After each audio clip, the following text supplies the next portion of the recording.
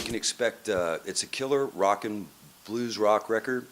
10 amazing tracks that I wrote over the last several years. 2 of them are co-writes. The other ones are just mine. And I've been working them in a club for the last couple of years. Yeah, it rocks. You can dance to it. It's happy music. It's stories from me about what I've been through recently, my reactions to, you know, the world the way it is now. You can tell by the gray hair that I actually have some cultured opinions, you know. Well, my 3 worlds would be like, there's the Spin Doctors world, and then there's my world, and then there's the world, which is, you know, really it's the world without musicians. You know, one thing I've realized in the last several years is that musicians think that the whole world is about them, us. And actually, most people don't think about music that much. So I try to, like, kind of react to, you know, the world outside of my realm as well. You know, juxtaposition. So, you know, it's like you see the last election, and I vote. And all this, you know, and then you see what happens, and it's a completely different story outside of the country than it is here. I mean, President Trump, he freaks people out like crazy in Canada, right? Like, I mean, he's so rude to the Canadians, first of all. I mean, and then he's really nice to, like, you know, the North Korean dude. And it's just weird, right? I'm a proud American, and, you know, I'm Canadian too, and proud, but, you know, it's scary, man. You see this stuff going on, and I've got a song about it on my record. It's called Agent Orange Blues. Need I say more? I like them all. I think probably my favorite track is probably the title track, Who Shot John, because it's a funny little story that I started writing years and years ago, and I didn't know what it meant. But it kept on coming up in my head, Who Shot John at the Mardi Gras. I was in a Zydeco band actually here in New York.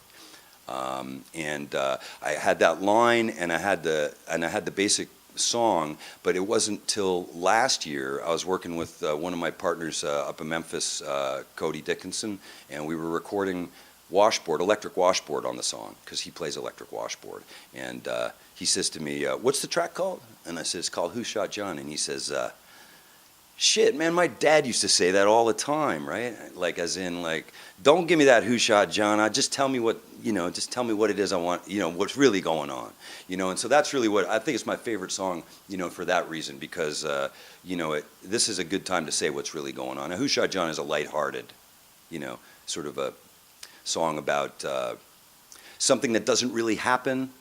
Guy gets shot, but he doesn't really get shot. He's okay now. We have a party, we dance, we sing. And at the end, there's like a recapitulation, you know, and it's a when I die, you know, I hope my soul goes to a place as good as this place where I am right here having such a great time, you know, because, you know, you don't want to waste your time in hell. You want to, if you want to get to heaven, don't waste your time in hell. Well, Spin Doctors is like, you know, it's got a great big footprint, you know, from the 90s, Spin Doctors does. And so, and because we have the hits, you know, we had Two Princes, Little Miss Can't Be Wrong, Jimmy Olsen Blues. There's a couple of other ones that were in the top 40 as well.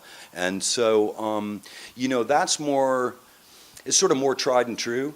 And we have that sort of 30 years ballast behind us, sort of an amazing amount of confidence, and we can just sort of arrive somewhere and hit and, you know, have an audience and, you know, people recognize the song. So that's pretty much obviously the difference. As opposed to what I do is, I actually started the Spin Doctors with Chris years ago, and what I do is more like what we were doing then, yeah? So it's more like, you know, go to a club, I don't care if there's 2 people or the place is packed, and you know, just give it your all and play all night long. Yeah, I like you, man, because, you know, it's sort of like I get to really decide what the arrangement is. I can change it on the spot if I want to, and then it's given me a chance to kind of tell some stories, to try to draw some lyrics out. I don't write lyrics really fast. They just come to me, or maybe, like I said, it takes me years to like finish a lyric. So, you know, it's good. I can take it at my own pace. But mostly it's the live thing. I can go back and I can play out live. I love playing live. So, when you're playing live, you can you're sort of sharing your reaction. Like I was saying, take that song for example. You're sharing your reaction to something, and somebody that sees you doing that live, they're going to relate to you. Like, if you're really being sincere, if you're really putting it out there straight, I think people, they get drawn in. They say, typically somebody will say to me, man, you look like you're having such a good time, you know, and that's so I draw them in, right? And then you can sort of, you know, work that a little bit, right? And there's a little piece of the divine in there. There's a little connection live where, you go down there, you sort of feel like you touch the stone, the root, That's what it is for me.